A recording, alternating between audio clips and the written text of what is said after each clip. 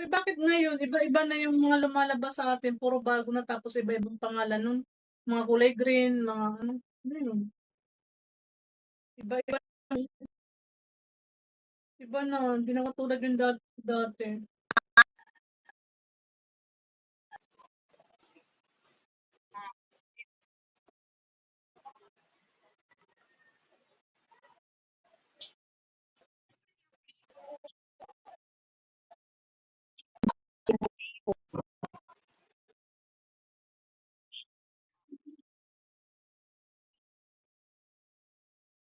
Yung dati nagsasalita palagi inaaway ako dito.